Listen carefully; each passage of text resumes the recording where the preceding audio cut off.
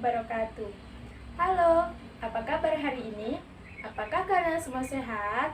Semoga kita semua selalu dalam lindungan Allah Subhanahu wa Ta'ala. Hari ini kita akan membahas mengenai tanaman obat. Apakah kalian semua ada yang tahu apa itu tanaman obat?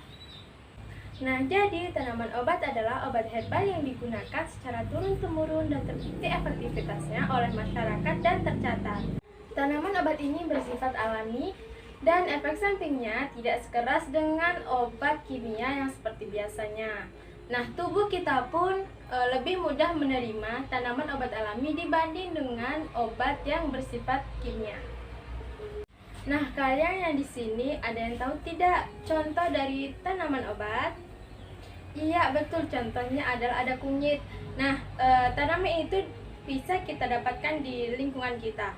Ada yang tahu penyebutan dari tanaman obat yang bisa kita dapatkan di lingkungan kita? Nah, untuk penyebutannya adalah toga atau tanaman obat keluarga. Nah, penyebutan toga ini sudah dikenal oleh masyarakat luas karena tanaman obat ini dapat digunakan untuk menjaga kesehatan keluarga.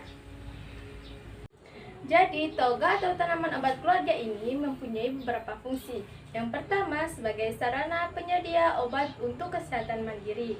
Kemudian yang kedua, sebagai pelestarian tanaman obat tradisional. Jadi, mengapa tanaman tersebut dapat digunakan sebagai obat? Karena sudah teruji klinis dan mengandung beberapa zat. Nah, jadi tanaman dapat digunakan sebagai tanaman obat karena mengandung beberapa zat tersebut, yaitu ada metabolit sekunder dan metabolit primer. Nah, jadi metabolit sekunder didapatkan dari hasil perimbakan fotosintesis, sedangkan metabolit primer dihasilkan dari hasil fotosintesis.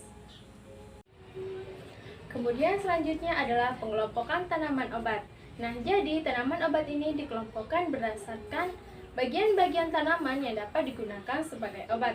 Yang pertama, daun, yang kedua rimpang atau akar, yang ketiga batang, yang keempat biji, yang kelima buah, dan yang keenam adalah bunga. Kita bahas satu persatu ya.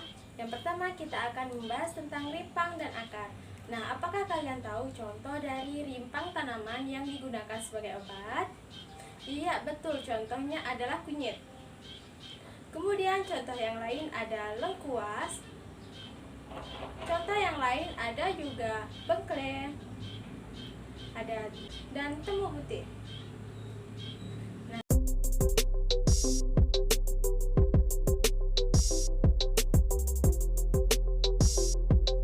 kemudian akar. Nah, akar dari tanaman yang dapat digunakan sebagai obat contohnya adalah purwoceng dan sem Jawa.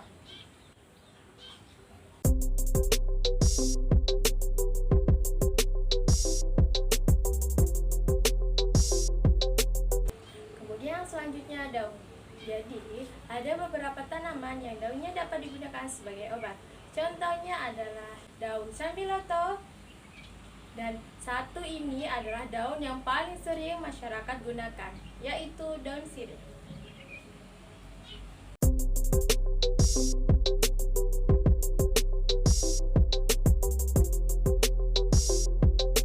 Yang selanjutnya adalah kulit.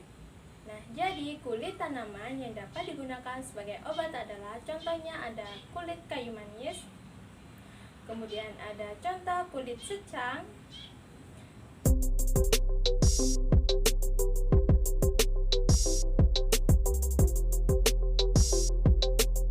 kemudian yang selanjutnya adalah buah. Ada beberapa tanaman yang menghasilkan buah dan kemudian buah itu memiliki manfaat untuk dijadikan obat. Contohnya adalah buah alpukat, kemudian jambu biji,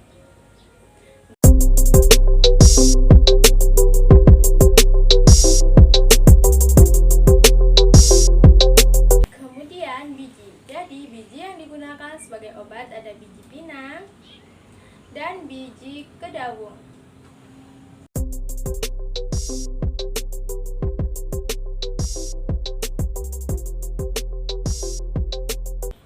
Yang selanjutnya adalah batang.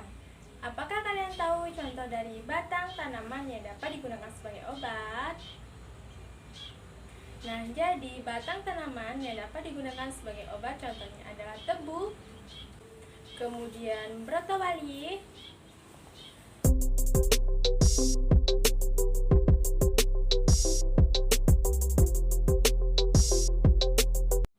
yang selanjutnya adalah bunga. Jadi bunga tidak hanya sebagai keindahan, namun bunga juga memiliki beberapa manfaat. Jadi tanaman yang menghasilkan bunga yang dapat digunakan sebagai obat salah satu contohnya adalah ada bunga rosella dan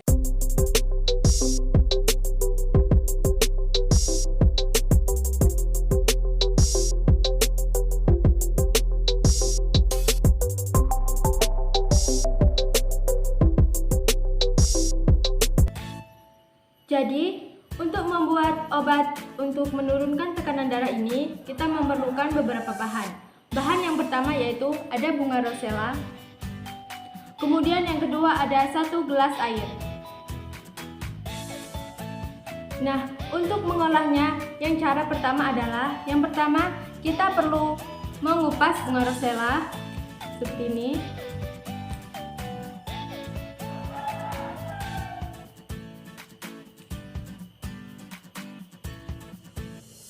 Kita kupas secukupnya sesuai dengan kebutuhan kita.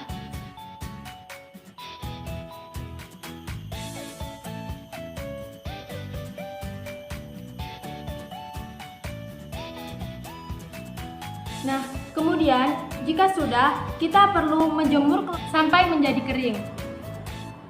Bunga rosella ini bisa kita jemur 3-4 hari sampai benar-benar kering. Nah, jadi ini adalah rosella yang sudah kita jemur selama 3 hari. Ini sudah benar-benar kering ya. Nah, jika sudah, kita perlu merebus bunga rosella ini dengan 1 gelas air ini. Jadi bunga rosella ini dan air kita gabungkan menjadi satu dan kita rebus sampai mendidih.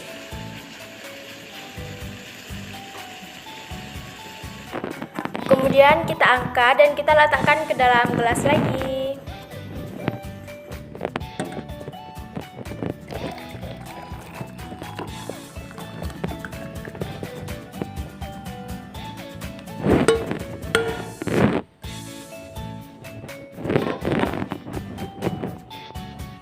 Oke teman-teman, jadi tadi adalah beberapa cara untuk kita mengolah bunga rosella menjadi olahan untuk menurunkan tekanan darah tinggi. Nah, ini adalah 1 gelas rebusan dari kelopak bunga rosella. Semuanya, materi hari ini kita cukupkan sampai di sini. Semoga pertemuan hari ini dapat bermanfaat untuk kita dan dapat kita terapkan sehari-hari. Saya akhiri. Wassalamualaikum warahmatullahi wabarakatuh. Bye-bye.